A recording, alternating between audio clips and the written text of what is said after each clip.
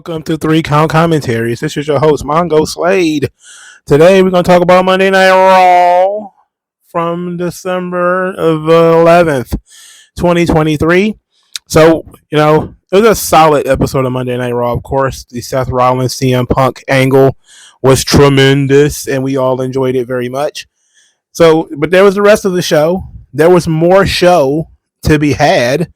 So we're going to discuss that thusly. But first, we got to do a notes segment. So MLW and WWE have come to a settlement, which basically means MLW will be given money to go away, which basically means that WWE will be funding probably the next 2 or 3 years worth of MLW content.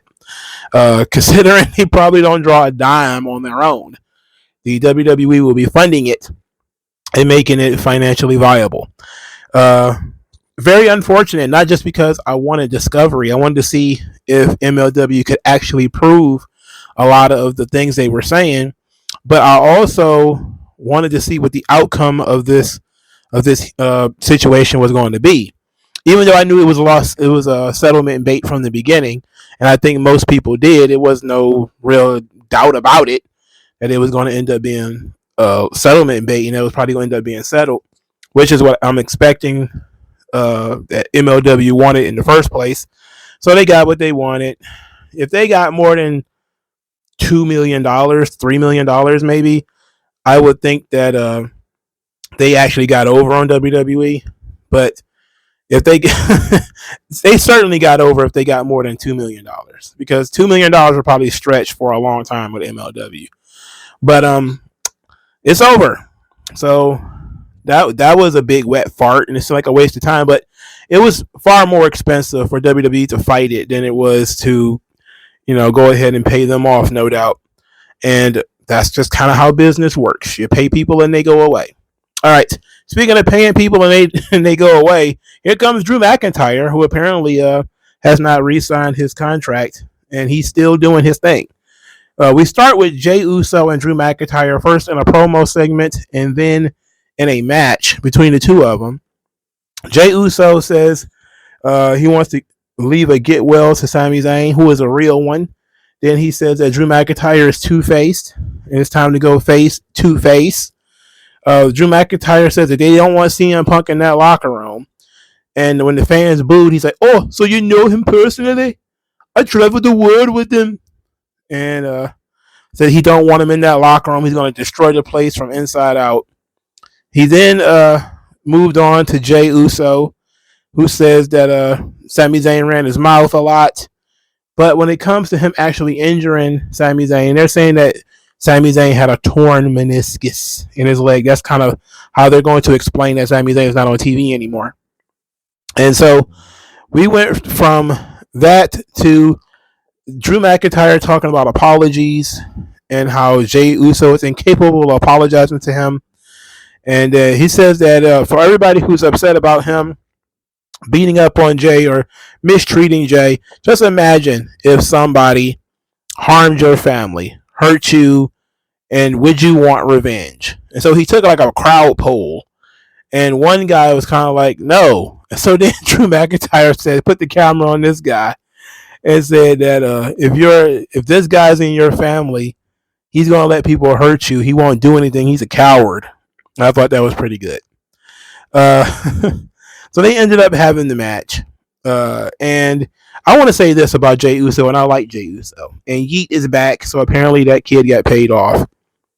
I saw a couple of stories. I didn't look too deeply into it. So let's talk about this Yeet thing for a second. So there's 2 schools of thought on the Yeet issue.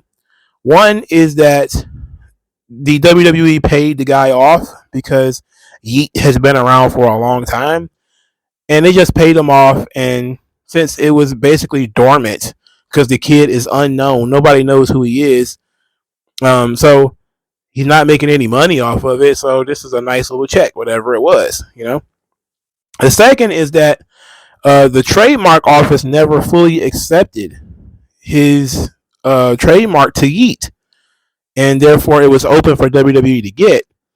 I'm more willing to believe it's the former rather than the latter. That they just paid the kid to sign it over to them, and now Yeet is back, rather than the whole conundrum about whether the trademark office was really on top of it and he really had the trademark to Yeet, because they shut it down so quickly that something tells me that, yeah, they likely had some paperwork on it or something. But yeah, okay, that's enough about that.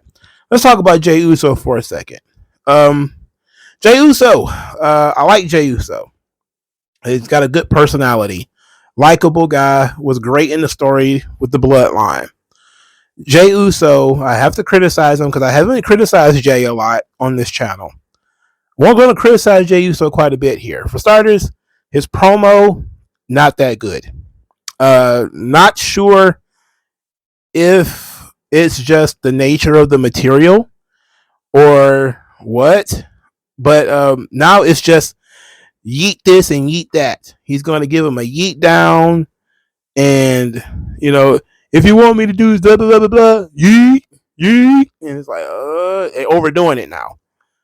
But my big issue with watching Jey Uso now is that he has a grand total of 0 unique moves.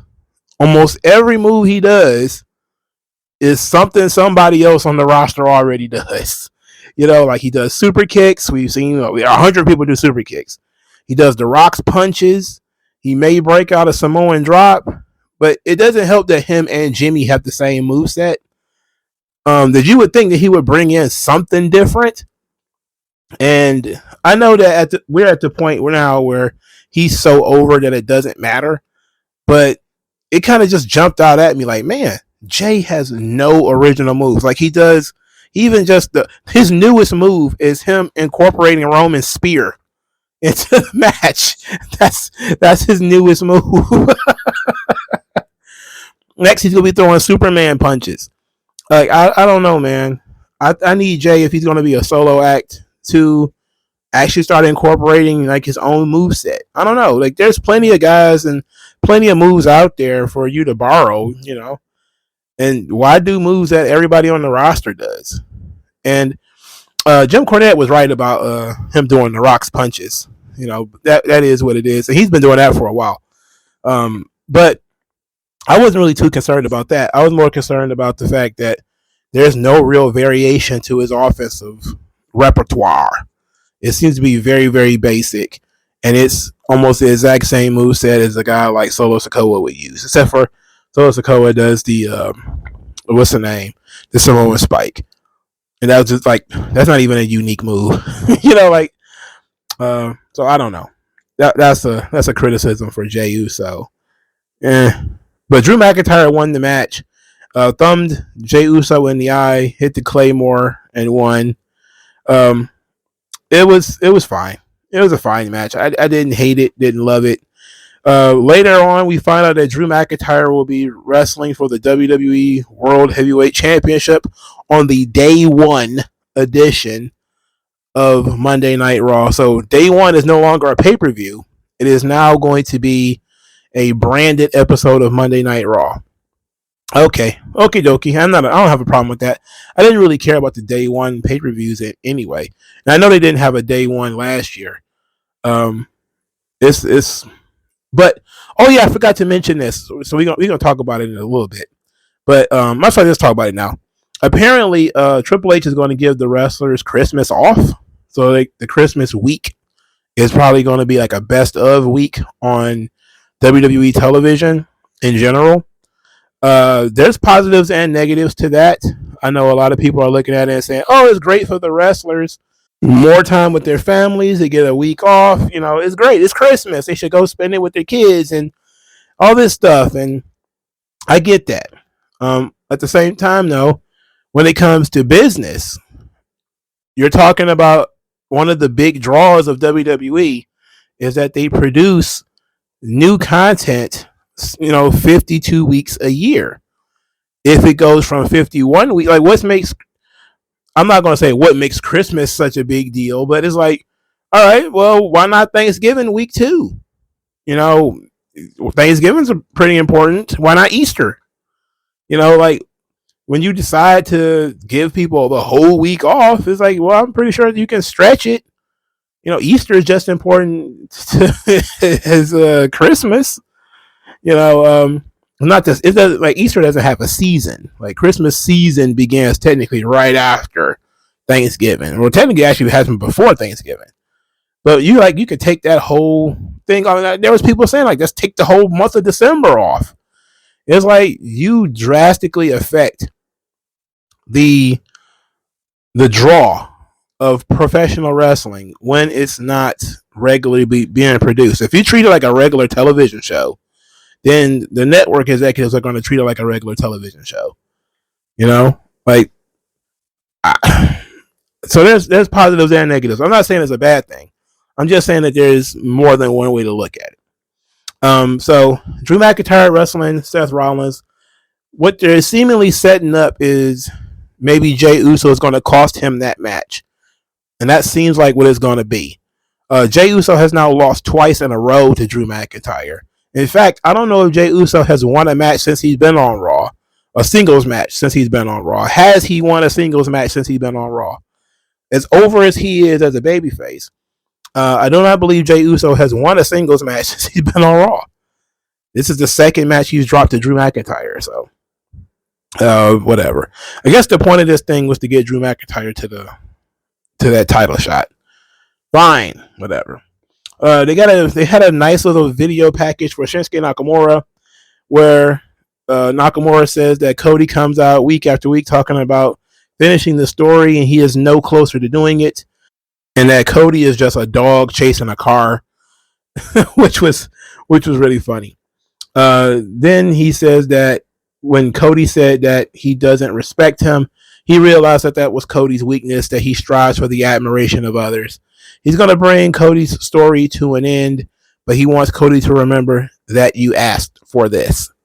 Now, interspersed with the promo with subtitles was a lot of Japanese animation or Japanese manga-esque animation, which features Shinsuke Nakamura transforming into a monster and stomping on Cody's head and all other kinds of really crazy, gnarly stuff, which I thoroughly enjoyed. I really enjoyed that aspect of it. I was thinking to myself, like, it's kind of stereotypical, but I like it. It fit, Also, kind of stereotypical that there's so many Japanese people spitting mist on WWE TV. But we'll talk about that in 1 second. Now, we didn't get a big stand-up promo from Cody. What we did get was a backstage segment where he basically welcomed everybody to Monday Night Raw and says that he's focused on the Royal Rumble. And yeah, you're damn right he asked for this match with Nakamura. So this match, I think, started at like 10:30. This always happens with Raw. They start early, then they do a bunch of commercials and backstage stuff. So Nakamura's just in the ring like an idiot. And whoever came up with that idea that we're gonna have a guy go to the ring, and then we're gonna just do a bunch of other stuff while the guy's just standing in the ring like a goof. Whoever created that, you're an asshole, and you should be kicked in the balls until they hit into the back of your throat. In any event, when they finally got started, the match was actually pretty good. Nakamura, despite the fact that he's not what he used to be, he's still serviceable. He's not horrible. He's not down bad. Like some other people who are in his age bracket are down bad. There's people who are the same age as Nakamura, or hell, even younger, that are more down bad than he is. In any event, the match ends when Nakamura blows mist in Cody Rhodes' face, and it ends a disqualification. So Nakamura is going to do something dastardly to Cody with a chair, only for the Creed brothers, which, raised my eyebrow. Like, the Creed brothers? They're saving everybody around this joint. Dun, dun, dun, dun. Captain Save a Cody. They come out there and they help, and Nakamura walks off, and then eventually he attacks Cody again. So I kind of figured that, Nakamura and Cody was going to be an entire thing, that it was going to last for more than just 1 week, because that's how these storylines go when it's a stopgap. So they're probably going to build it up for another 2 weeks. I don't know how many weeks before now in the Royal Rumble, but I wouldn't imagine that they would build it up a couple of more weeks and then they'll do it again. Probably some kind of no holds barred thing where Cody will actually beat him. But it was fine. I didn't love the ending clearly because it's a disqualification, but I didn't hate it either because it was actually you should have saw it coming. And to be quite honest, if we were going to do a disqualification, it shouldn't have been the main event. It probably should have been earlier in the night or right at the top of the hour, top of the 10 o'clock hour or 9 o'clock hour or something. That's my only issue is if you're going to have a disqualification, put it on early and get it out of the way and finish hot, finish strong. Probably could have finished with Punk and Rollins rather than finishing on a disqualification, which, you know, when you finish the show, the question should be, oh my God, what's going to happen next week? Not, oh, well, I saw that. Thanks for, wasting 3 hours of my day. All right, so Finn Balor and Judgment Day, they're upset. Finn Balor's backstage. He's upset that the things are falling apart. R-Truth is in the clubhouse. Dominic Mysterio lost his North American title. So then Rhea Ripley, she says that Damian Priest saying he's the leader is a lot easier than actually being the leader.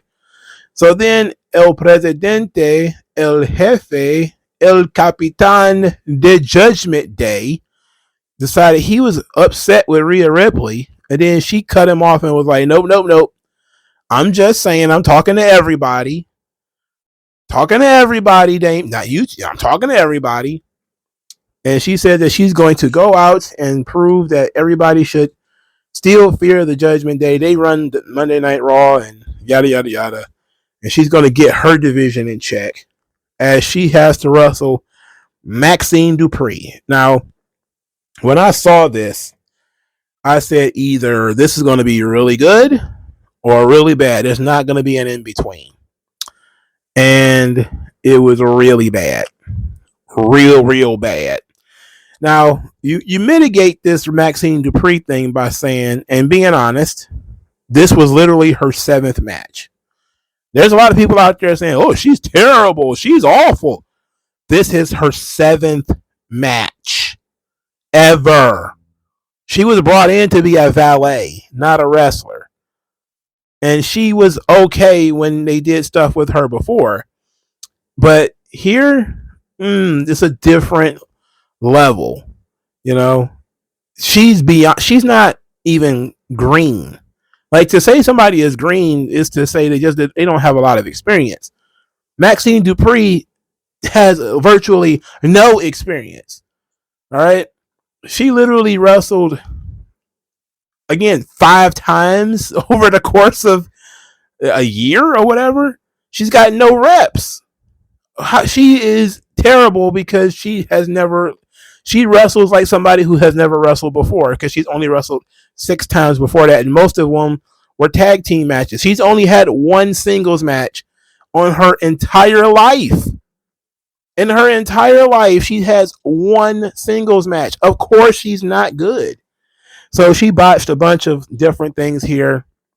She couldn't maneuver her own weight to go up for the power bomb, and she was supposed to do a power bomb into a hurricanrana because she was going to counter Rhea Ripley's power bomb into a hurricanrana. She couldn't do that. She was supposed to get up for the Riptide and almost tore everything in Rhea Ripley's back trying to get Maxine Dupri up. That didn't work either. And Rhea Ripley ends up winning with the Prism Trap. Sheesh. This was not good. I appreciate that they did this because Maxine is over and she had gotten over with the audience, and she did have a couple of good showings. I'm not going to say like she hadn't actually laced the boots ever, but she had a couple of good showings, but they were in team situations. In which she got to work in short bursts. That was not this. This, they were trying to tell the story of she is an underdog and she's flummoxing Rhea Ripley. Like, they started early with, her dodging Rhea and then slapping Rhea in the face. And then she was going to have Rhea chase her around, finally get a hold of her, try to powerbomb her, and then Maxine would do the hurricanrana to get out of it.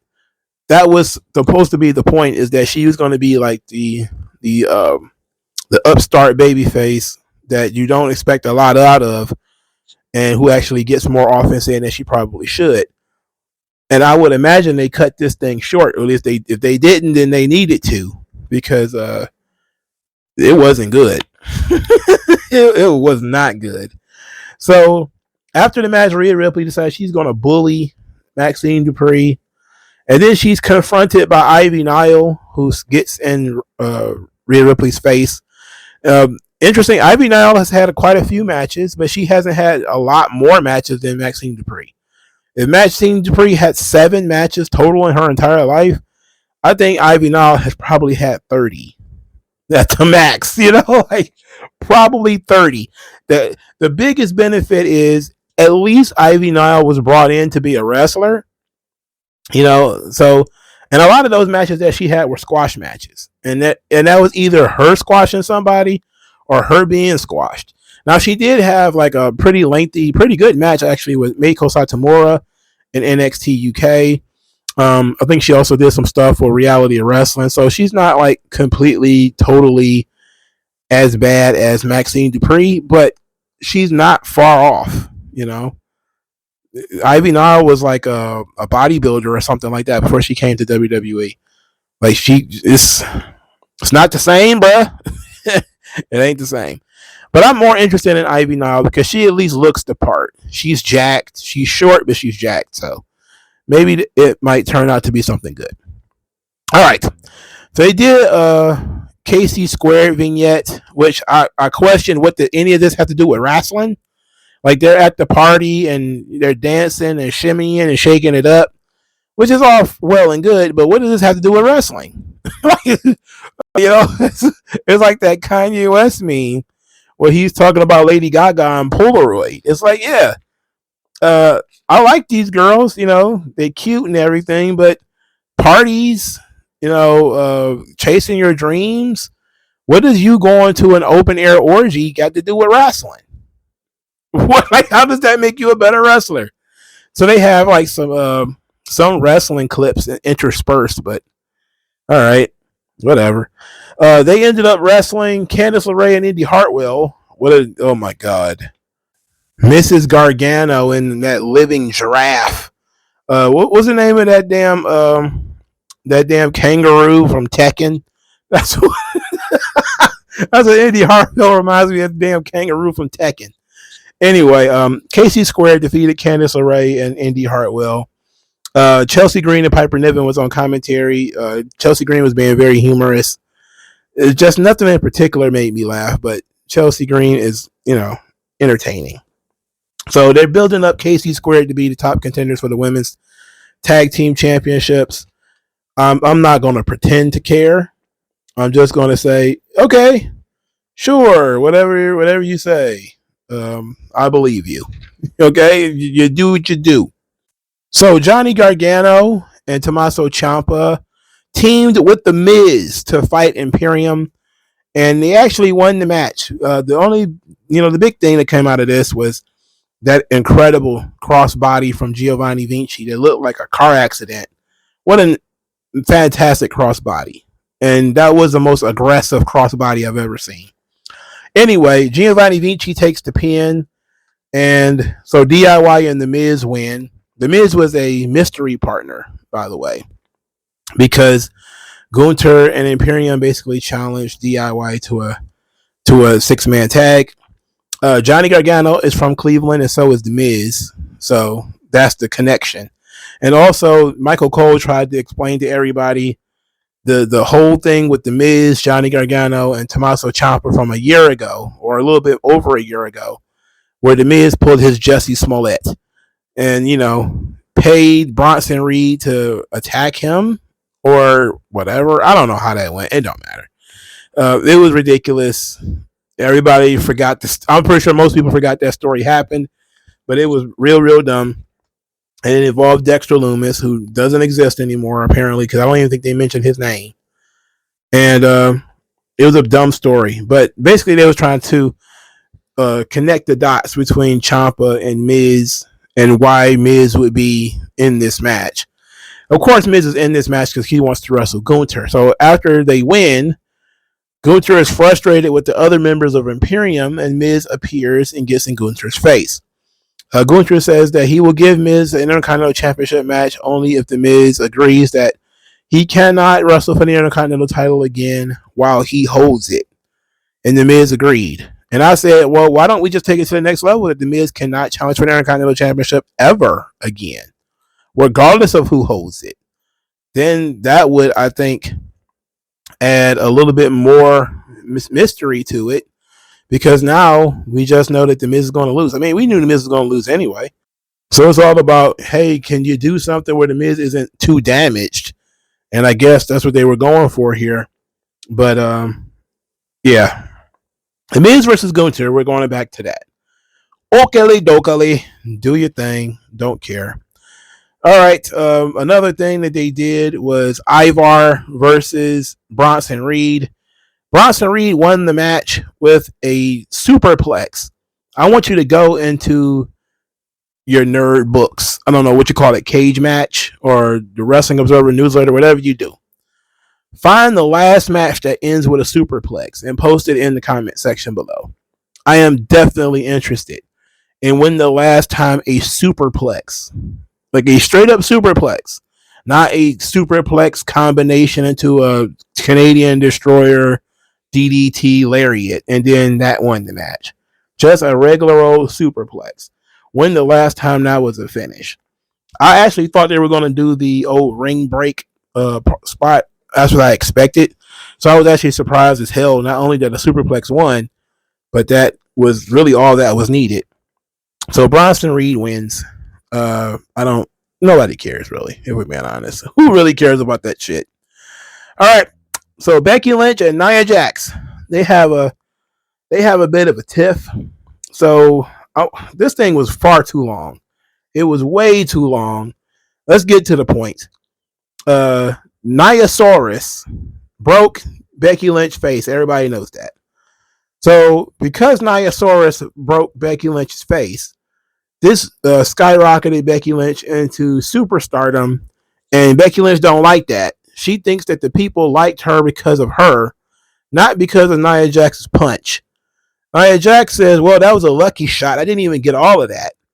You know, imagine if I'd have punched you for real in the face when you were standing right in front of me.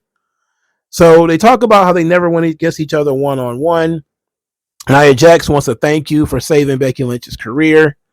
So then Becky Lynch starts launching into this diatribe where she's talking about this narrative that she wants to combat, that the Niasaurus isn't the reason why the people are supporting her.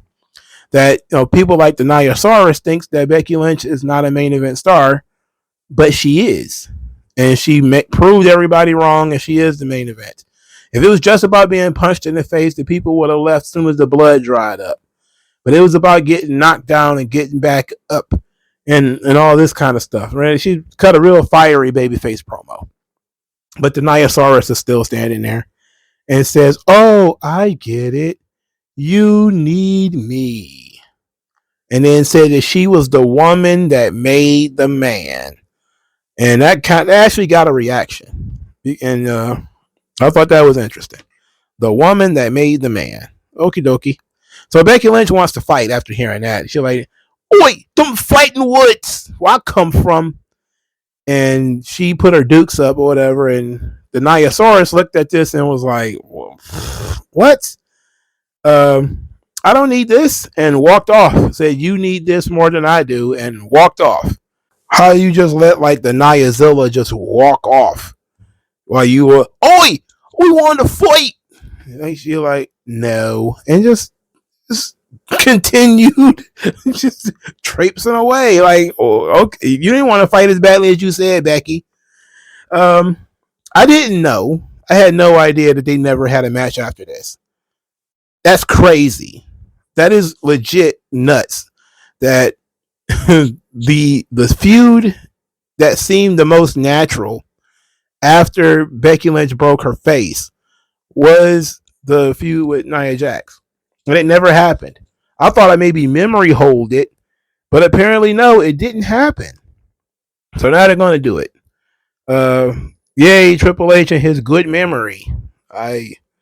We're going to get a real treat with Nia Zilla versus Becky Lynch. That's going to be a real treat. That's going to be a humdinger, as they say.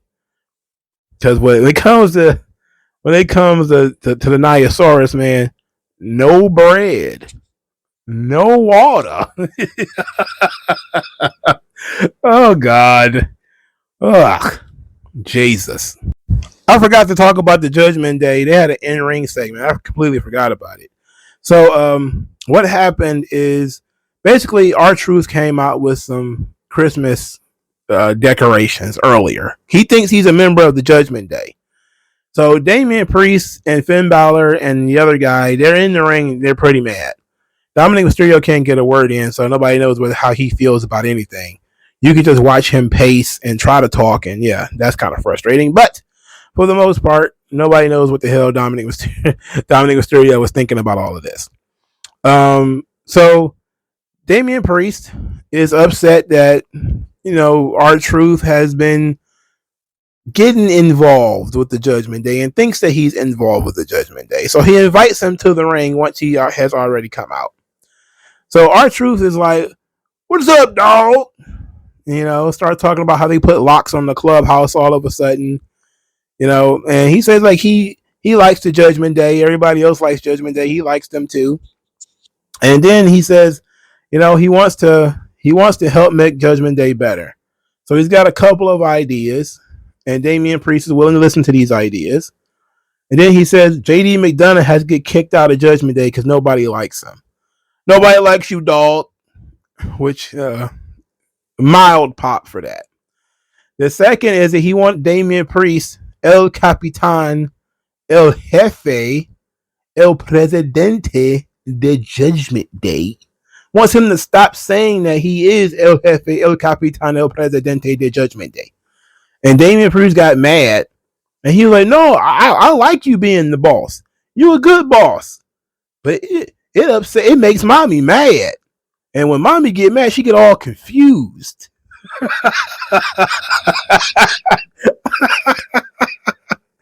So Damian Priest cuts this off and says, like, "Look, everybody likes R-Truth. Everybody loves R-Truth. Judgment Day loves R-Truth. Cry loves R-Truth. Everybody loves R-Truth. Except Damian Priest."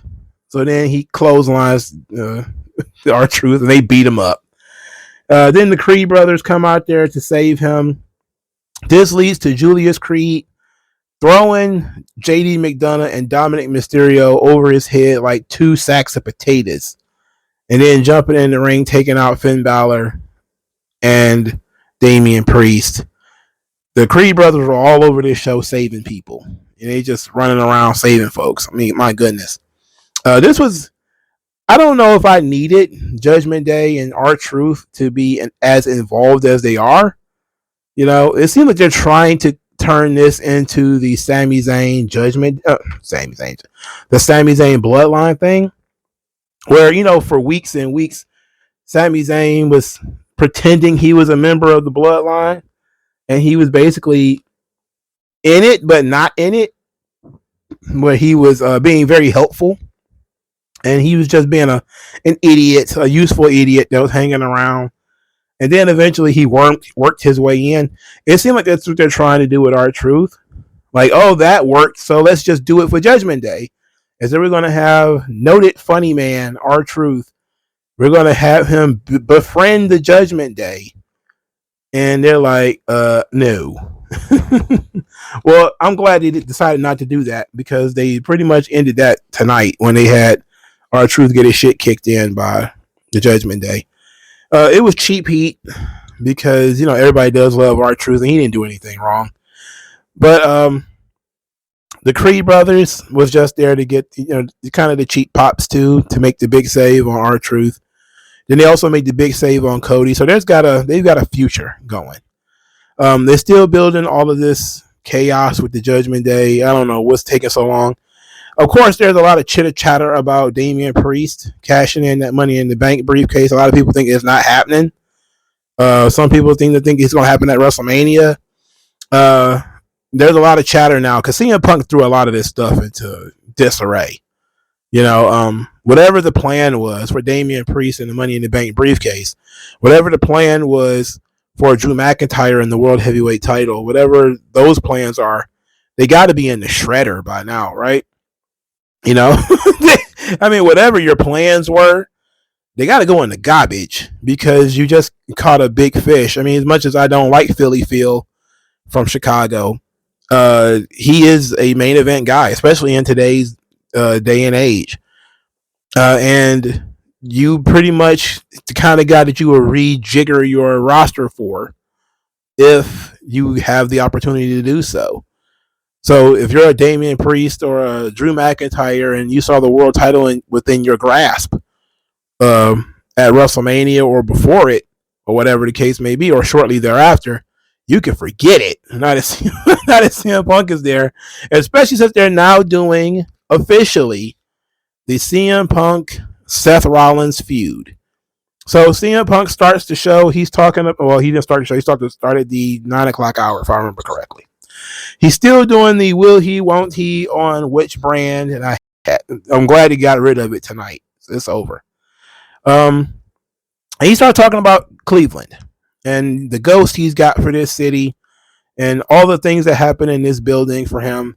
He had his tryout here. He was hanging out with Mickie James, and then he starts talking about being embracing being uncomfortable, going to OVW.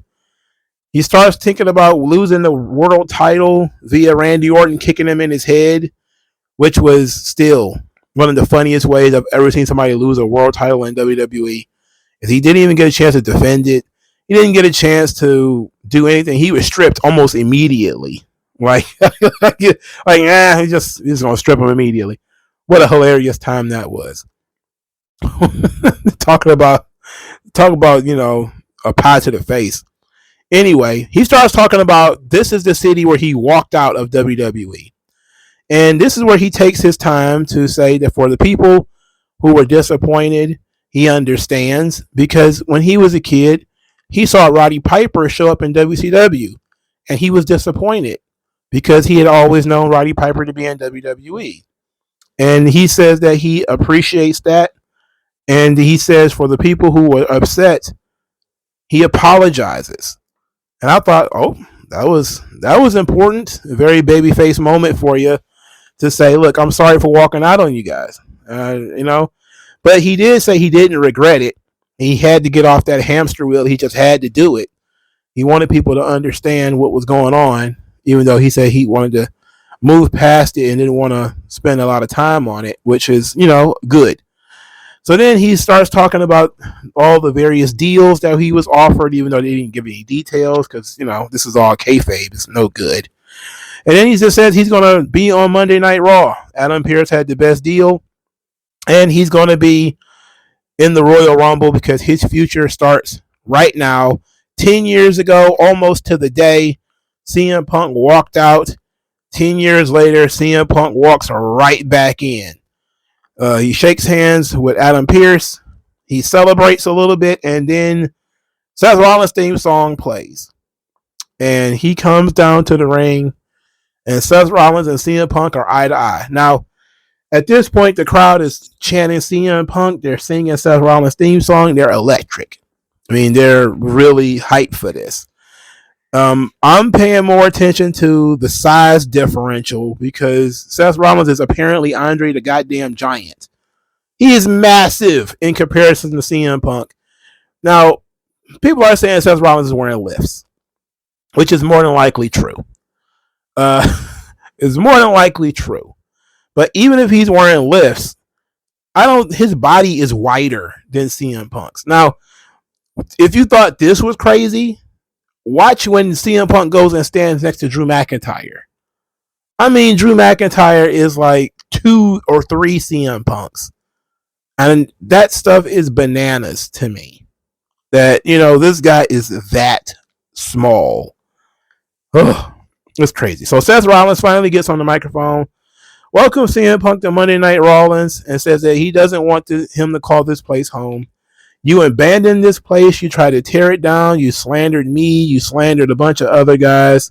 This is my home. These people, those guys and girls in the back, those are my family. And we're going to protect it from people like you. He admits that he hates CM Punk. But if CM Punk has to be in WWE, he wants him on Monday Night Raw because this thing is going to work one of two ways. Either CM Punk is going to self-destruct and therefore Rollins can be the one big I told you so in the locker room, or CM Punk has changed and he's got some more gas in the tank and they end up wrestling and he's going to wrestle circles around CM Punk to prove that Seth Rollins is the best in the world and that CM Punk is a fraud. And I thought this was an incredibly strong promo from Seth Rollins because he probably meant some of it. A lot of people said that it was very similar to the Hangman Page promo, and it was.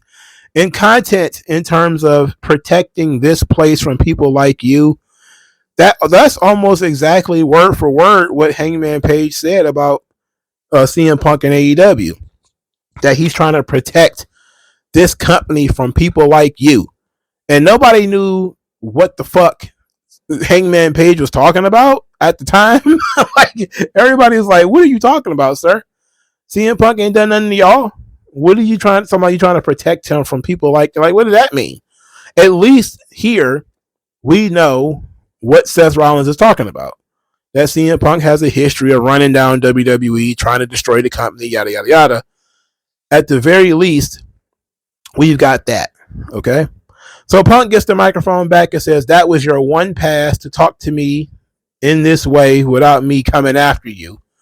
Then he says he's going to enter the Royal Rumble, and then maybe if Seth Rollins is lucky, he will be the champion that CM Punk will challenge.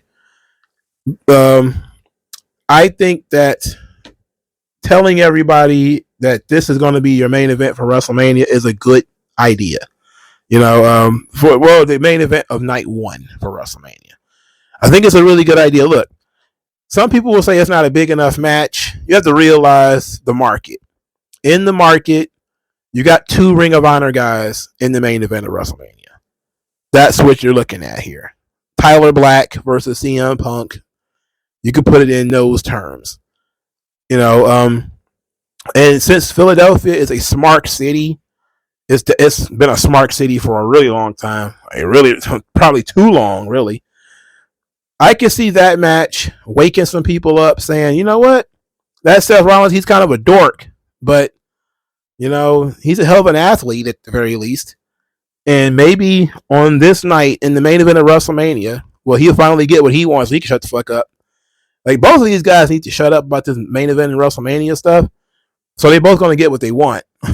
so this is going to be great, right? 2 birds, 1 stone. Like somebody in my comment section said, which is very accurate because Seth Rollins was always bitching about not main event in WrestleMania. So this is perfect. And the crowd seems to be into it. The story makes sense. Everything works. All the roads lead to these 2 guys being the main event of WrestleMania. Now, a lot of people are going to say, well, if you got CM Punk and you can have CM Punk wrestle, why wouldn't it be Roman Reigns? Why wouldn't Roman Reigns wrestle CM Punk? That's a bigger match. And I think if there was one night of WrestleMania and you needed to fill that building, you probably could do CM Punk versus Roman Reigns and bump everybody else off the spot. But since it's 2 nights, you don't necessarily need to have a match that big. You have to sell one night and you also have to sell the other. So from a business perspective, putting Punk on one show and Roman on the other is good business because now the people have to make a decision. Do you want to go to the one that Punk is going to be the headline of, or do you want to go to the one where Roman is going to be the headliner? Either way it goes, you don't really lose out because it's going to be fantastic either way. There are probably going to be title changes either way. But do you want to be there when the historic title run of Roman Reigns ends? Which is probably going to be the big draw to go into WrestleMania Night 2 is the idea that Roman's finally going to lose. As opposed to, yes, we're going to have ourselves a work rate main event of WrestleMania Night 1, which is what it's going to be. Unless they turn into very dramatic guys in February, which I don't think so. I don't think Punk nor Rollins are ready to break out their drama school stuff. This is going to just be a work rate match, which is, again, it's fine. Just saying, though, the drama is really what draws people in for the most part. But I love the idea. They teased it. They they did the eye check where Rollins was prepared. He stood up exactly straight. And if it wasn't for that man bun on his head, he would actually look like an adult male. He was wearing men's clothes, which was great, even though he was dressed like Chris Jericho. That works out too. That's fine. The contrast in the characters were there. Rollins is highlights in his hair. Young guy. Even though he's 38, he's a young guy. He's wearing a sparkly suit. Very WWE, very sports entertainment. Then you look at CM Punk, he's just a guy in a t-shirt and jeans. He's got gray hair. He's undersized. Look like he works at Aldi's. And you could look at it and tell like these are interesting dichotomy. And two guys who definitely went in their own ways in their careers. I like the idea. I think Seth Rollins versus CM Punk is excellent for the main event of WrestleMania Night 1. As far as the show is concerned, it was fine. I didn't hate it, but I outside of the CM Punk Seth Rollins thing, I feel like we probably could have used some really good angles on here, but they're slow rolling it to the Royal Rumble and having one or two major angles, the Cody angle and the Punk angle being on Raw, that works out. That does fine. They need to start building up the LA Knight angle on SmackDown and probably somebody else. Who would you pick for maybe being the second or third person who could possibly win the Royal Rumble on SmackDown?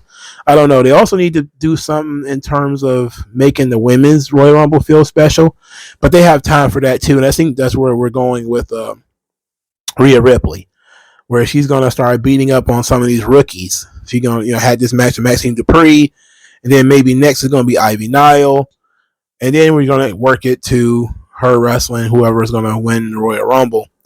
But I like that they're starting out strong. You got two very strong characters in Cody and CM Punk, both of whom people kind of want to see win. And I know a lot of people are going to be like, well, I don't want to see Cody win. It's like, yeah, but there's a lot of other people who do want to see Cody win. They're really in the bag for Cody. You got to be paying attention to see how over that guy is. So having Punk and Cody in it is a great deal for the Royal Rumble. You always want to have more than one likely winner. You let the fans make their decision, and then they pay to see which one is actually going to happen. But there's nothing wrong with introducing a fourth or a fifth option. There's nothing wrong with having a Knight be an option, or Bobby Lashley or somebody else, or even Solo Sikoa, teasing that Solo Sikoa can win the Royal Rumble or whatever. There's nothing wrong with any of that stuff, or even Jey Uso. Also getting the women involved. All right, so the last thing I'm going to talk about is something I really don't want to discuss because it's kind of stupid. But apparently they're talking about Seth Rollins' contract is going to expire in 2024. They don't know when. They don't know how, but it's going to expire. So now they're going to start doing this shit again. They did it with Drew McIntyre where everybody talked about his contract and then it just stopped. I don't think he ever signed it, but it just stopped. The conversation about it just stopped. And now they're saying, oh, it's possible that Seth Rollins, a.k.a. Tyler Black, a.k.a. Kobe Lopez, is going to go to AEW. And it's like, oh, brother, come on. Oh, brother, come on. Until there is no signs whatsoever that that's going to happen. At least when Edge jumped, there was some signs that he was going to do that because he kept talking about it. He kept saying, I got offers and, yada yada yada. And he talked about it before that he was going to go to AEW until WWE signed and let him wrestle. So he was already leaning in that direction. When it comes to Jade Cargill jumping ship, that was kind of out of nowhere, kind of. And Cody coming over was like, that was crazy. Especially when you heard that he was leaving. It was like, that was crazy. But Seth Rollins, like, why would he leave the WWE? For what? Sure, Tony Khan could pay him more money and he'll work fewer dates. But you talking about a guy who's well established in WWE, is not old, has nothing but still a lot of positivity behind him. No real heat with the company, no gripes with the company. The only issue is he was kind of frustrated about being the guy that, had to put over Cody. He didn't want to be in that position, but that was almost 2 years ago now.